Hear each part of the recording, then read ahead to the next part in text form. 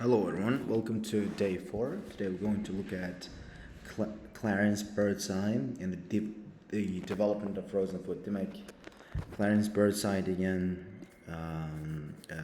odam va qanaqa qilib frozen food rivojlantirilgan ekan, shu haqida ekan.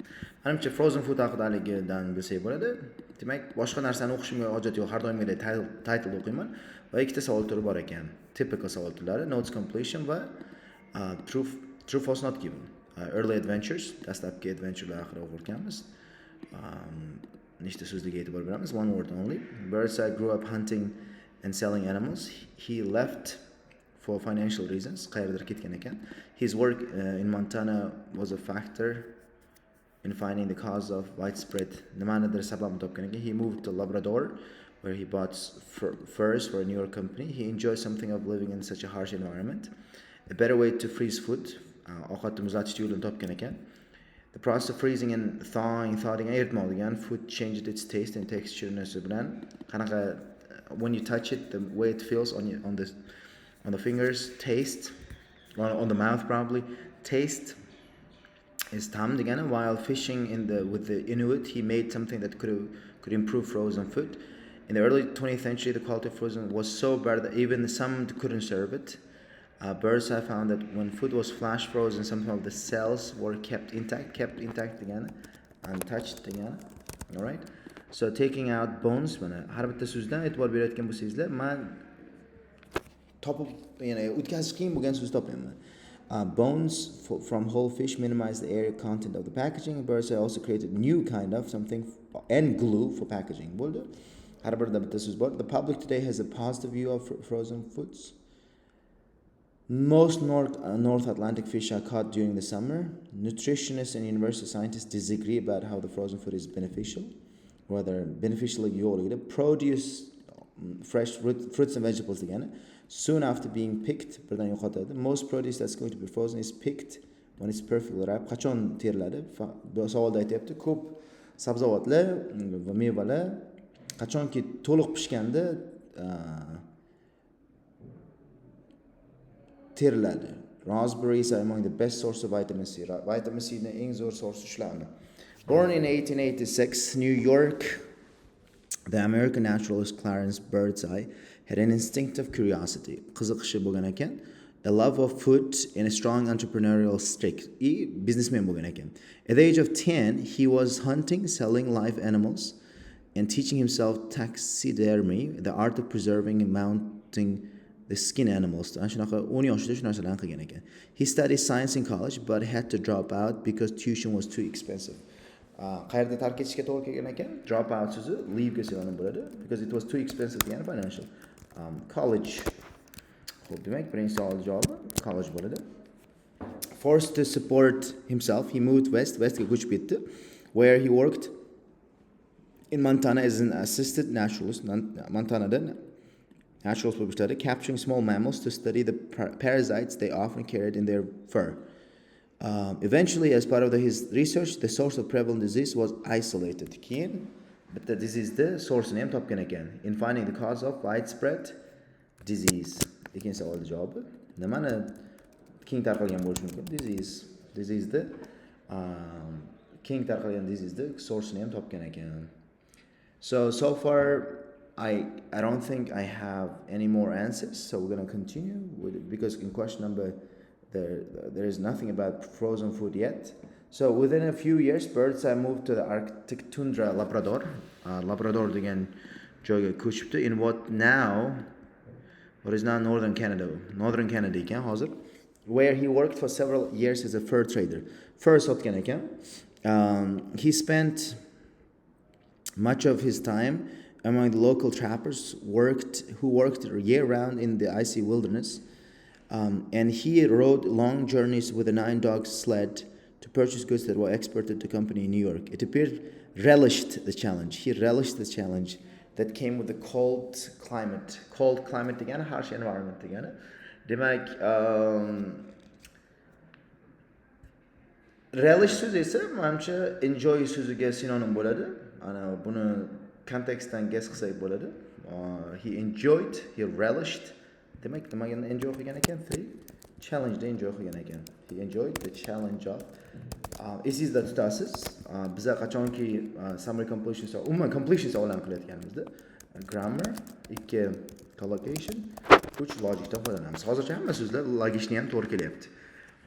Xo'p, keyingisi, however, the food in Labrador left a great deal to be desired. Bu yaxshi bora, something leaves a great deal to be desired degan yomon degan garchi. The bleak climate, ob-havo yaxshi emas. Yegan hamma narsasi candan yegan ekan yoki frozen bo'lgan ekan. When the frozen food was thawed, eritilganda, umuman ta'mi yo'q bo'lib tuyulgan ekan unga. Xo'p. What's more, the texture of the food became mushy, hopefully, and I'm peeling. Короче, texture ham dabdala. Bizada davom etamiz. What's more, other than fish, there were no fresh source of food, so the naturalist, yani Brad, took up fishing with some local Inuit people, carving holes in frozen lakes and casting a line for trout. Trout bu baliq turi. With air temperatures so far below zero, fish pulled out of the lake would freeze solid in a matter of seconds. But when he thawed out the frozen trout, that it tasted far fresher than the usual food he was used to eating. Unwittingly, the young adventurer had made a powerful discovery. He would come to realize that dramatic difference in taste was all due to the speed of the freezing process. Bu farq, ta'mdagi farq protsesda muzlash protsesini tezligida ekan. What we call flash, or what we call that by recreating the science, he could make high quality frozen food. So, demak u bu o'zi bilmagan holda kashfiyot qildi. U kashfiyot ham deb bo'lmaydi. Uni kashfiyoti shunday bo'ldiki,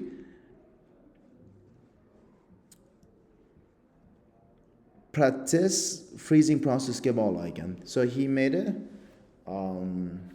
what? He made a discovery, because he made a powerful discovery that could improve discovery, right? So mana bu joyda 4-savol.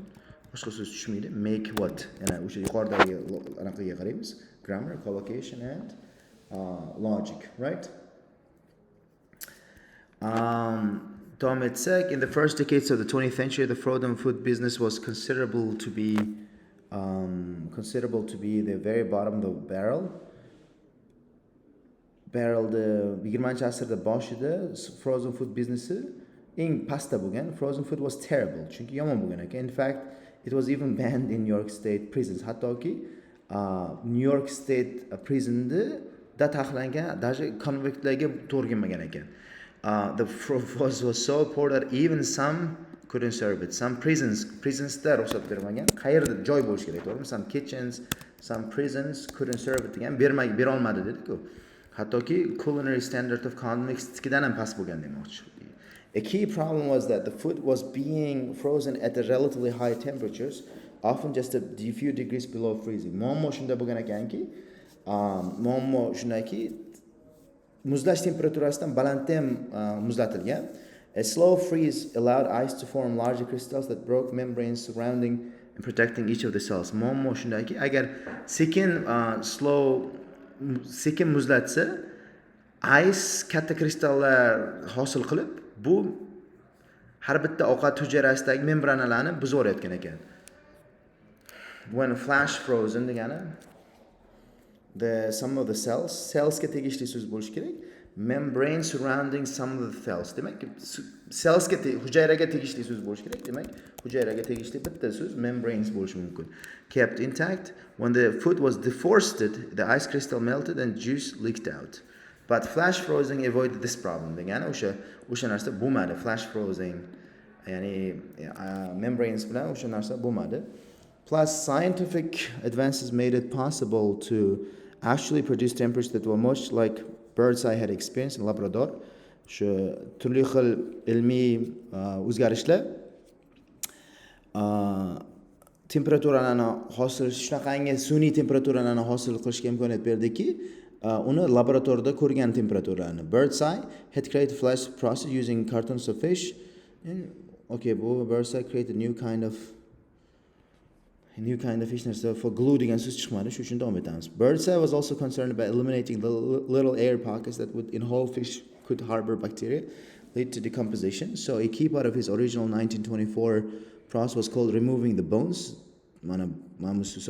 Taking out bones, removing bones, which allowed the piece to be tightly packed. Birdseye had to pioneer almost everything else in his process as well. This included inventing a glue for the packaging boxes to withstand the changes, as well as waterproof ink for the labels. Keyin shu bilan gluedan tashqari waterproof ink ham o'ylab topgan ekan. New kind of bittaga javob nima bo'ladi? New kind of ink. Demak, bu savollarni keyingisini o'qimasak ham bo'ladi. Endi publicni munosabatini qaraymiz. Frozen food was still more than a decade away from becoming common in the average diet. O'sha common bo'lishiga yana 10 yil ketdi. This required critical mass of freezers. Hamma supermarketlarda, home kitchenlarda freezer kerak bo'ldi. 1940-yilda sodir bo'ldi. But Birdseye's experience was so promising that his company General Seafood was acquired. Postal Cereal Company degan kompaniya uni kompaniyasini sotib oldi. His adventures in ice fishing made him multimillionaire. Bu multimillionaire bo'ldi. In current age of locally sourced food production, frozen food has fallen out of favor with public. Aman bu. Endi mana shu iborani bilish bilmasligingiz tekshiryapti. Fall out of favor degani o'sha odamlarga qiziqmas deyapti. Odamlar avvalgidek hurmat qilmaydi deyapti. Bu yerda positive view bor deyapti. Shuning uchun javobimiz nima bo'ladi? Javobimiz false bo'ladi. The advent so'zi kirib kelishi degani. Advent so'zi biron narsani kirib kelishi. So the advent of fresh flash frozen food had a positive impact on the American economy, health of everyday people. Odamlarni sog'lig'ini oshirdi, iqtisodiyot. Its extended distribution across the entire country so that fish caught in there could be eaten in distant cities in like Delaware and Mashilada emisa bo'lardi deb. North Atlantic so'zi bor. Qachon tutilganligi and produce harvested in summer could be consumed a month later. Summerda tutilgan anaqa hosil keyin ham yeyilishi mumkin edi. Frozen food was worldwide phenomenon. Qaysi fish qachon tutilganini bilib bo'lmaydi. Shuning uchun 9-savolning javobi aytyapti. Bu yozda tutilgan ko'p baliq deyapti. Bu yerda prosta yoz so'zi bor. North Atlantic so'zi bor. Lekin bu yerda bir xil ma'no yo'q. North Atlanticda tutilgan baliq boshqa joyda ham yesa bo'lardi. Keyin ham yesa bo'lardi deyapti. Lekin qachon tutilgani haqida umuman gap yo'q. O'zi shunaqa tuziladi, ko'p savollar. Ikkita so'zni ham aytadi, lekin qolgan nima deyman, ma'no chiqmaydi. In fact, while nutritionists today would prefer we eat fresh food grown locally. Fresh food deyishni tavsiya qiladi hamma doktorlar deyapti. Ya'ni ovqat bo'yicha nutritionistlar, nutrologlar. They acknowledge the value of frozen food. And the scientists at the University of Chester in England came to the same conclusion after performing tests on the nutritional value of frozen produce. They found in many cases frozen foods are more nutritious, healthier than the regular unfrozen varieties sold in stores. Actually, frozen fruitlar sog'lomroq bo'lib chiqdi. This is because a minute after vegetable is harvested, it begins to decay. Birdan uzilgandan o'sha anaqa teri olganingizdan sabzavotni yo mevani u chirishni boshlar ekan. Produce can lose nutrients soon after being picked.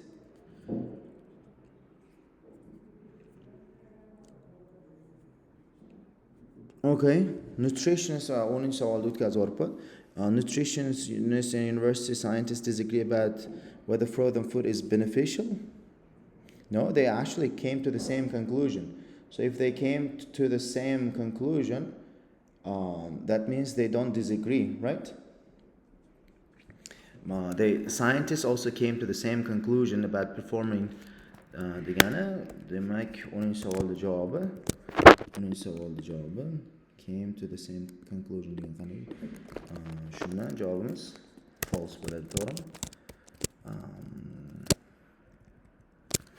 Xo'p, produce lose nutrients soon after being picked. Yes, birdan terilgandan keyin mana bu gapda bu 11-savolning javob bo'ladi, true bo'ladi, to'g'rimi?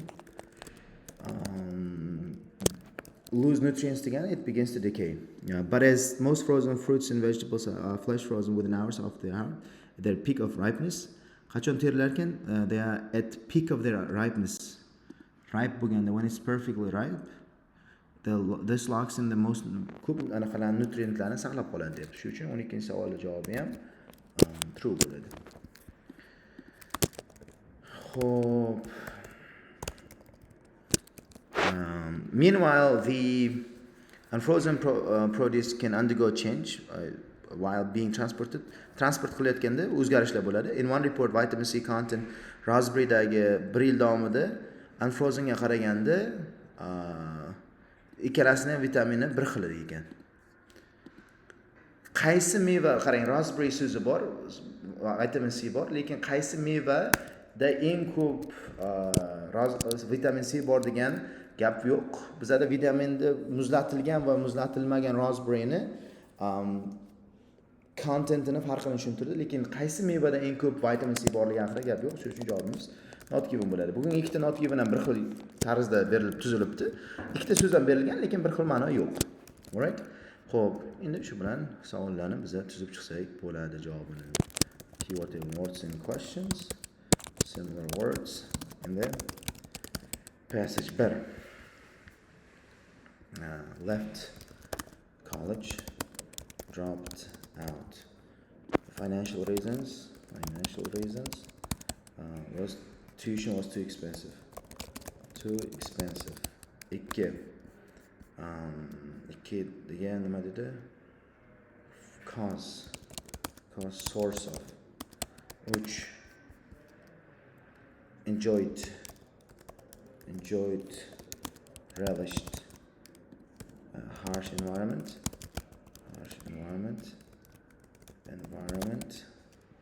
cold and rugged. Toured, made a discovery.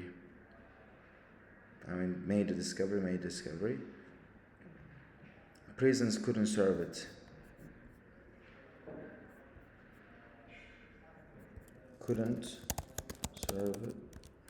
Banned. That's 5, I guess. Or 4. Well, actually 5. 6.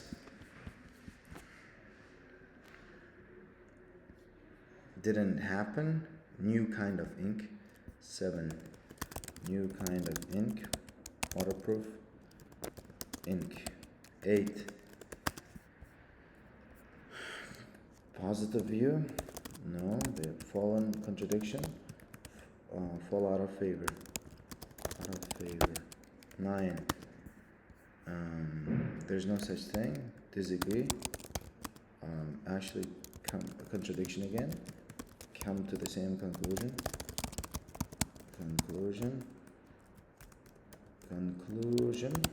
11. Lose nutrients. Begin to decay. Perfectly ripe. At the peak of, I guess there was this word, peak of ripeness. 13. Oh no, there's nothing about 13. That's it. So, yeah, that's passage 1. I will see you guys tomorrow with passage 2.